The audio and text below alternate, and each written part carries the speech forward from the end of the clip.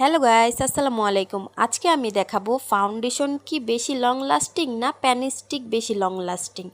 তো এই যে যে পাশটা আমি এখন ধুচ্ছি, এটা কিন্তু আমি একটা ফাউন্ডেশন দিয়ে দেন আমি মেকআপটা করেছিলাম। এটা কিন্তু একটা ওয়াটারপ্রুফ ফাউন্ডেশন ছিল। তো এই যে আমি খুব সুন্দরভাবে কিন্তু পানি দিয়ে আমার মুখটা ধুয়ে নিচ্ছি। আর অপর সাইডের যেই পাশটা এখন ধুচ্ছি, এটা কিন্তু আমি প্যান স্টিক আর প্যানকেক দিয়ে মেকআপটা করেছি। এটাও আমি খুব সুন্দরভাবে ধুয়ে নিচ্ছি। তো এটাতেই কিন্তু আপনারা বুঝতে পারবেন যে কোন ফাউন্ডেশনটা বা কোন প্যান স্টিকটা বেশি ভালো। তো এই যে দেখুন, আমি কিন্তু পানি দিয়ে দুই পাশই খুব সুন্দরভাবে ধুয়ে নিয়েছি। তো এই যে এই পাশটা W7 একটা ফাউন্ডেশন দিয়েছিলাম, এই পাশটা একটা কসমিকের টিভি প্যান স্টিক দিয়েছিলাম। তো এই যে দেখুন, W7-এর ফাউন্ডেশনটা কিন্তু ধুয়েছি, এটা কিন্তু একদমই প্রায় উঠেই গেছে, অত একটা কিন্তু আমার ফেসে নেই।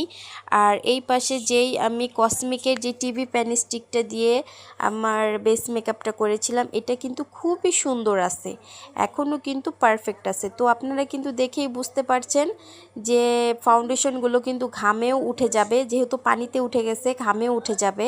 অ্যান্ড প্যান স্টিকগুলো কিন্তু ঘামেও উঠবে না, পানিতেও উঠবে না।